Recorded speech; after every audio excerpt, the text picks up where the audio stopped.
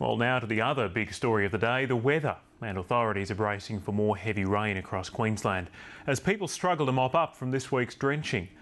Water releases have begun from the Ivanhoe Dam and the State Disaster Management Team has been activated.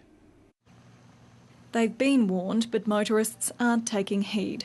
Last night, emergency workers launched dozens of swift water rescues, including this one at Launton on Brisbane's north.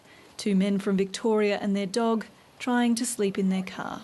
I was waiting to go fishing, right, and then when we get out the car it was 3 feet of water and that was it. Authorities are losing patience after spending millions of dollars on awareness campaigns. People who do this put themselves, their own lives, their families' lives and the lives of our rescue workers at risk. Overnight, hundreds of millimetres of rain was dumped from the border to Hervey Bay, a traumatic reminder for flood-weary communities. It just brings back bad memories, doesn't it? A lot of people were affected badly last year right across southeast Queensland, and this is a bit of a reminder about what Mother Nature can do. On the Sunshine Coast, Nambour was inundated. Dumpsters bobbed in the water like ice cubes as businesses were swamped. Yeah, second time in 2 years, not looking forward to that. I don't need to argue with the insurance company again. Yeah, good time for a beer, I think.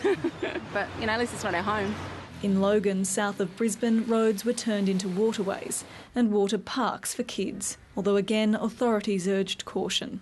The floodwaters forced the closure of more than 80 roads in the Moreton Bay region, and 4,500 motorists statewide have been stranded by the weather. Evacuation centres have been set up ready to take residents as creek levels continue to rise, and the SES has received about 600 calls for help since midnight.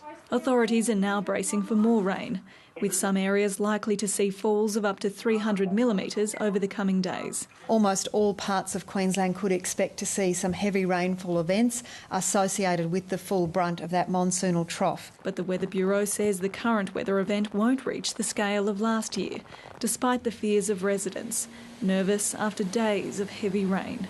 Lauren Day, ABC News. And reporter Lauren Day joins us now for the latest on Queensland's big wet. And Lauren, where's the wet weather heading next?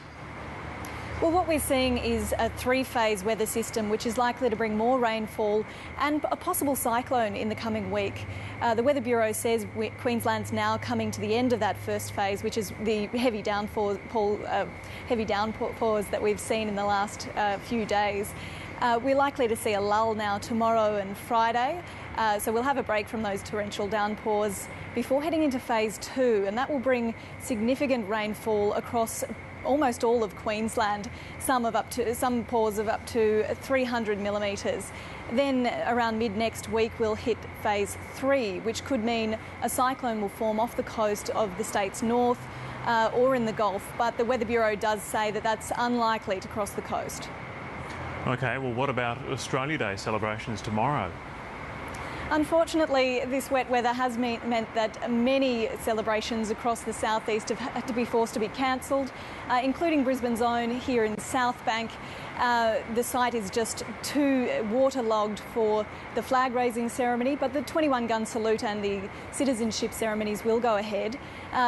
Further west in Ipswich, they've been forced to cancel their Australia Day celebrations, but the local mayor, Paul Pasali, says that they'll be postponed to February or March. And on the Sunshine Coast, community events in Buderim and Coolum have been cancelled, but there are many more there and across the state to enjoy. OK, thanks, Lauren. Lauren Day there.